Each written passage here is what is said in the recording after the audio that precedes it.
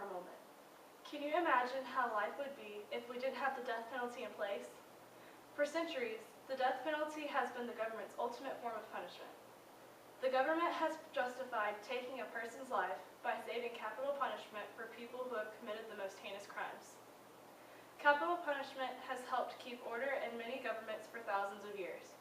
But in recent years, life in prison has replaced the death penalty in many states.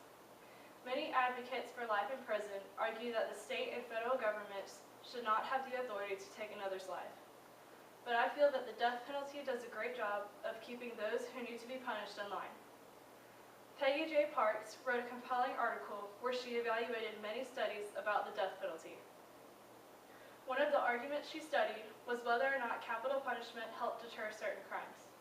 Studies show that the death penalty has helped deter many people from committing a crime that would land them on death row. In a recent interview at the Texas prison, many incarcerated prisoners confirmed that they would not participate in a crime that would get them executed. Although prisoners are willing to do a lot of illegal activities, many are scared to face certain death. If life in prison was the highest punishment in the country, I believe that crime rates would be higher and more violent crimes would be committed. Another big reason I feel the death penalty should still exist is life in prison may be too easy of a punishment for some people.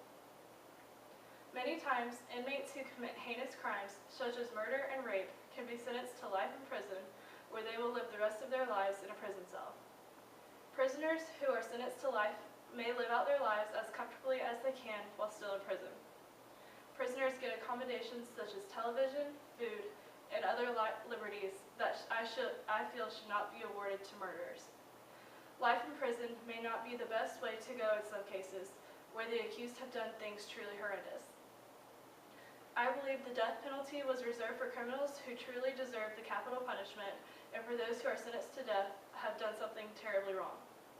Some states have allowed capital punishment in their state even after they have abolished their death penalty or are talking about abolishing it.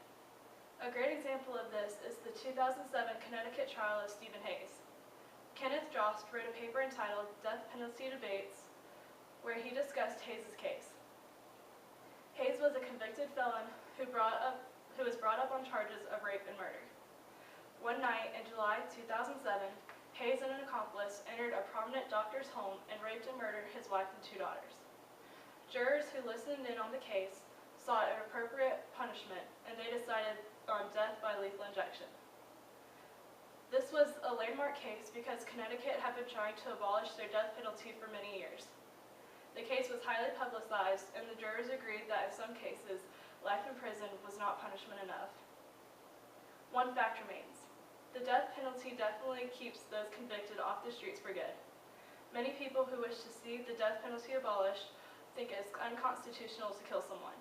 But those who received the death penalty have done many unconstitutional things, and the 12 people that convicted them unanimously agreed that they deserve capital punishment. Wesley Lowe, a pro-death penalty writer and the creator of pro-death penalty website, said, "While I believe that prompt and consistent executions would have the deterrent effect, there remains one great virtue, even for infrequent executions. The recidivism rate for capital punishment is 0. No executed murderer has ever killed again." And he is absolutely right. Once executed, a murderer can never kill again.